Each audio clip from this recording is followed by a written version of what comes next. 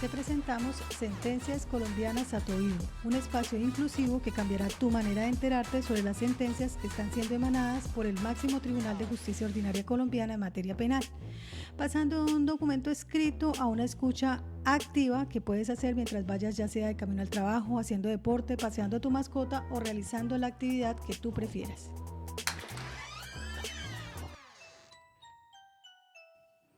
Hola, la sentencia que presentamos en este capítulo es la sentencia AP 1651 del 15 de marzo del 2024. El radicado es el 64927 y el magistrado ponente es el doctor Gerardo Barbosa Castillo. En cuanto a los vistos, aquí la Corte se pronuncia sobre la admisión de la demanda de casación que presentó el defensor del aquí procesado, que se llama Robert, contra la sentencia proferida el 13 de junio del 2023 por la Sala Penal del Tribunal Superior de Bogotá. Este tribunal confirmó la condena emitida el 15 de febrero del 2023 el Juzgado 38 Penal del Circuito con función de conocimiento de ese mismo Distrito Judicial de Bogotá. El trámite fue adelantado por el delito de actos sexuales con menor de 14 años agravado en concurso homogéneo. Los hechos ocurrieron entre febrero y mayo del 2016 en la vivienda que compartían como unidad doméstica en la municipalidad de Soacha, Cundinamarca. Pero aquí la Corte clarifica que aun cuando el pliego acusatorio menciona que esos hechos habrían ocurrido en la localidad de Ciudad Bolívar de Bogotá, en el juicio oral la víctima precisó que eso sucedió en Soacha. En esa fecha, entre febrero y mayo del 2016, el aquí procesado de nombre Robert en múltiples ocasiones manoseó las piernas y la región glútea y frotó su miembro viril en esta última zona del cuerpo de su hijastra, que en adelante llamaremos C. Esta niña tenía en este tiempo 12 años para esa época. Además, le enviaba mensajes de texto con contenido erótico sexual. En cuanto a los antecedentes procesales, tenemos que el 29 de marzo del 2017, ante el Juzgado 54 Penal Municipal con función de control de garantías de Bogotá, la Fiscalía formuló imputación en contra del señor Robert como autor del punible de actos sexuales con menor de 14 años agravado. Esto contenido en los artículos 209 y 211, numeral quinto del Código Penal, en concurso homogéneo, cargo que él no aceptó. Aquí la Fiscalía entonces no solicitó medida de aseguramiento alguna. Posteriormente, radicado el escrito de acusación por idéntica ilicitud, el trámite fue asumido por el Juzgado 38 Penal del Circuito con función de conocimiento de Bogotá. Ese despacho judicial, el 17 de noviembre del 2007, agotó su verbalización y la audiencia preparatoria tuvo lugar el 24 de febrero del 2020. El juicio oral se desarrolló en secciones del 14 de abril del 2021 y 27 de julio, 20 de septiembre y 22 de noviembre del 2022. Última fecha esta en el que el juez de conocimiento anunció el sentido del fallo condenatorio. La sentencia se profirió el 15 de febrero del 2023. En ella, la judicatura condenó a Robert como autor del punible acusado y le impuso la pena de 156 meses de prisión e inhabilitación para el ejercicio de derechos y funciones públicas por ese mismo lapso de tiempo. Negó cualquier mecanismo sustitutivo de la pena privativa de la libertad y ordenó su captura inmediata. Apelada a esta decisión por la defensa, la Sala Penal del Tribunal Superior de Bogotá desató la alzada a través de fallo de fecha 13 de junio del 2023, en el sentido de confirmarla íntegramente, providencia que es recurrida en casación por el profesional de derecho que defiende los intereses del señor Robert. Veamos qué dice la demanda de casación. En un único cargo, al amparo de la causal tercera de casación, el demandante acusa la violación indirecta de la ley sustancial, por error de derecho derivado de un falso juicio de legalidad, por quebrantamiento de las reglas de obtención y producción de la prueba respecto de la testimonial de la presunta víctima C, y la correspondiente valoración de este medio probatorio de cargo, testigo en quien descansa la demostración de la materialidad de la conducta y la responsabilidad del acusado. Él explica que en la sección de juicio oral del día 18 de agosto del 2021, la delegada del ente instructor desistió o renunció a la práctica del testimonio de la víctima ante la imposibilidad de ubicarla, solicitud que fue aceptada por el juez de conocimiento a través de providencia que hizo tránsito a cosa juzgada. En virtud de ello, se expresó que en posterior fecha se escucharía a la servidora de Policía Judicial de nombre Ana María, quien entrevistó a la menor de edad. No obstante, en la sección del día 27 de julio del 2022, la Fiscalía llamó a declarar a la afectada de nombre C, quien finalmente acudió como testigo en la vista pública, pese a la oposición de la defensa en ese momento. Agrega que el tribunal no debió valorar ese testimonio, pues si bien fue decretado en audiencia preparatoria, no podía ser practicado ante su renuncia por parte de la Fiscalía, escenario que inobservó la plenitud y la forma del proceso en ese particular aspecto, practicar una prueba que previamente había sido objeto de renuncia, situación que conllevó a la violación del artículo 29 de la Constitución Política por inaplicación. Al prescindir de la declaración de la menor, que aquí llamamos C, considera el defensor que solo debieron apreciarse los testimonios de Diana Carolina, orientadora de una institución educativa, de Hugo, que es el defensor de familia, y de Luisa Andrea, que es la médica legista adscrita al Instituto Nacional de Medicina Legal y Ciencias Forenses, los cuales cita y examina.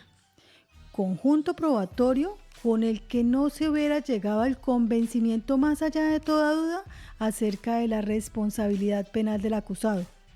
Entonces solicita a la sala casar la sentencia objeto de impugnación y en su lugar dictar una de reemplazo en la que se absuelva al señor Roberto.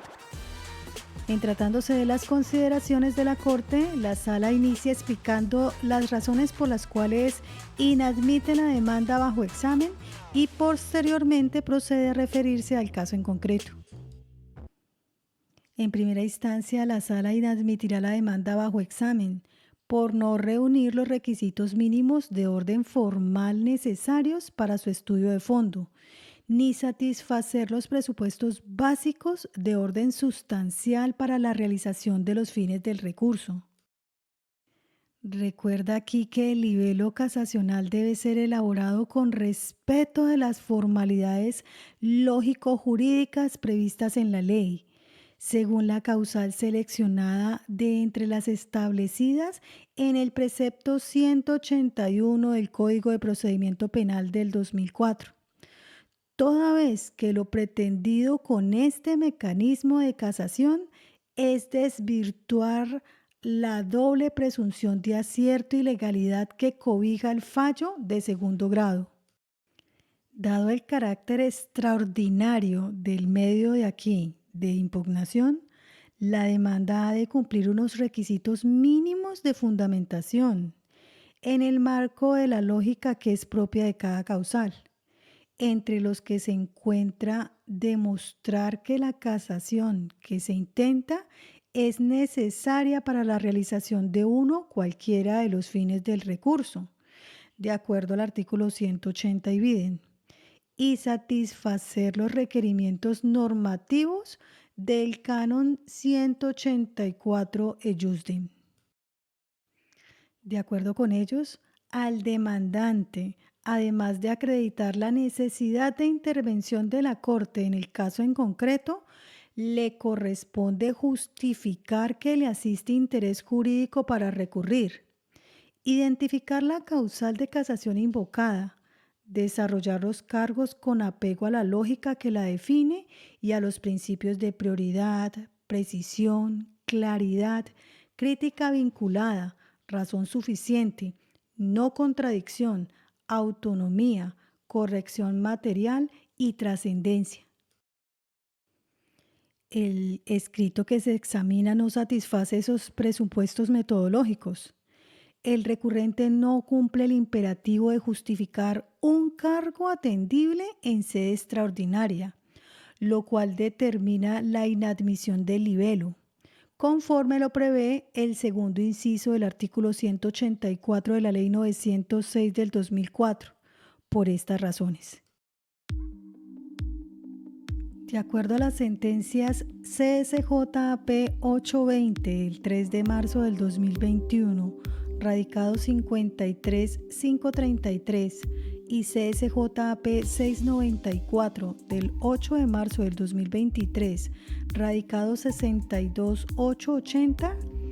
el falso juicio de legalidad atañe al proceso de formación de la prueba,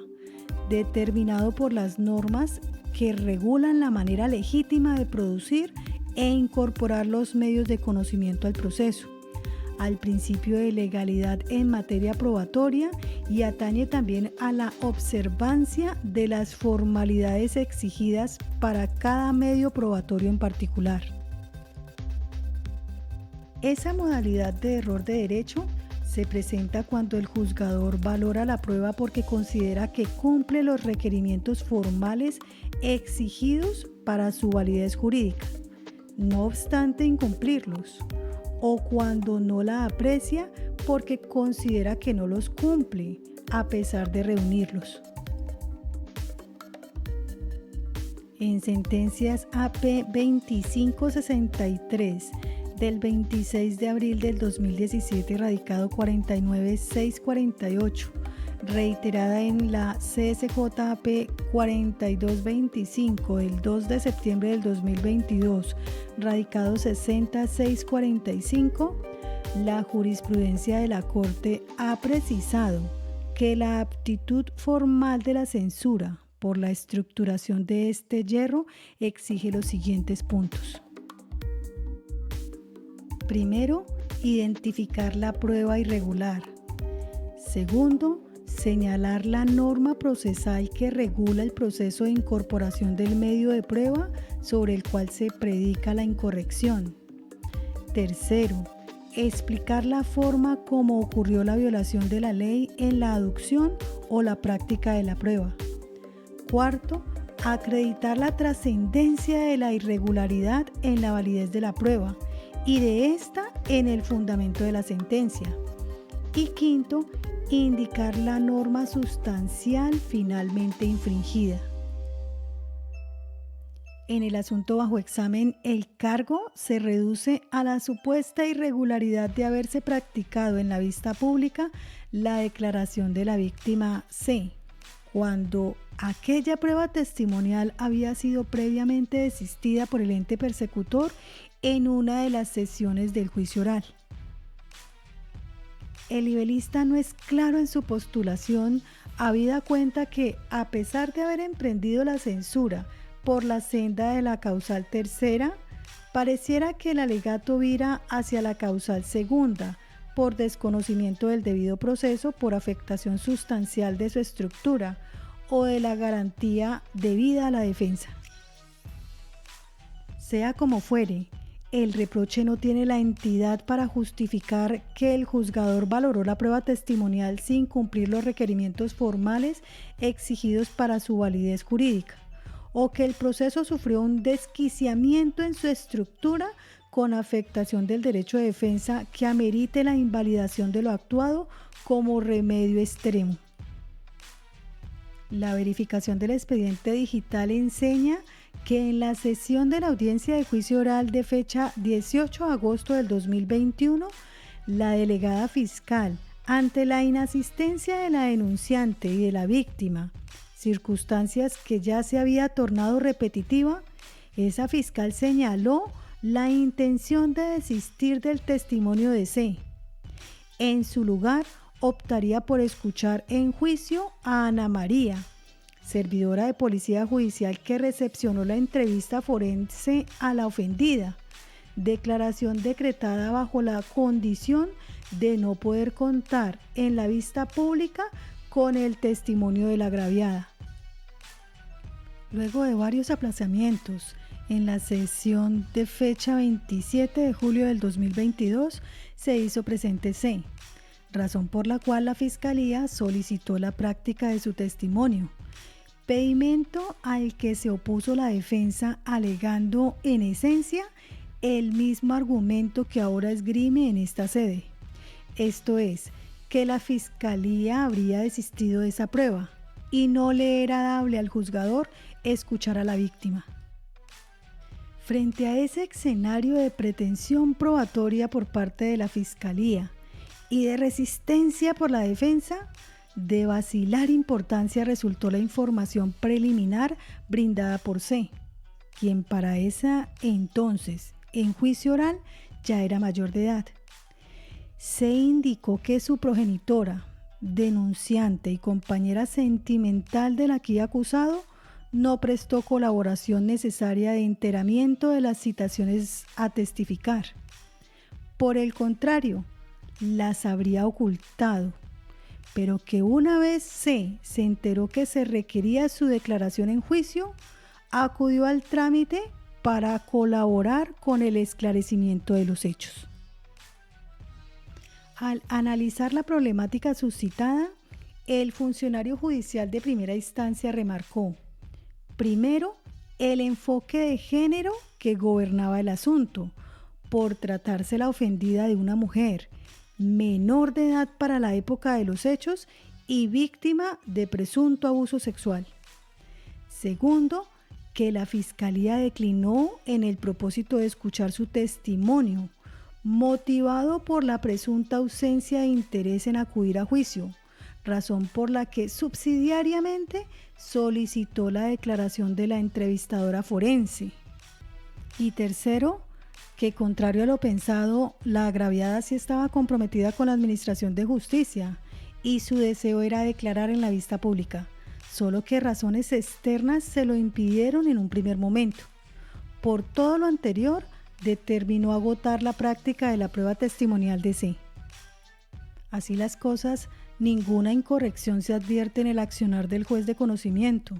toda vez que privilegió el hecho de hallarse la víctima en la sede de la audiencia de juzgamiento, escenario en el que debía escuchársele para dar claridad sobre los hechos investigados. Con la finalidad de no dilatar el trámite procesal, en ejercicio de los principios de celeridad y eficacia de la Administración de Justicia, si bien la Fiscalía consideró oportuno prescindir del testimonio de C y por ello dijo acudir a la declaración de su entrevistadora,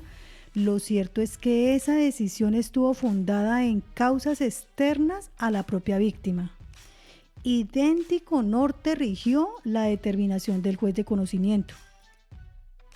De contera que posteriormente el mismo director de la audiencia, a solicitud del ente instructor, decidiera escuchar en juicio a C, solo reivindica el principio rector establecido en el artículo 10 de la Ley 906 del 2004,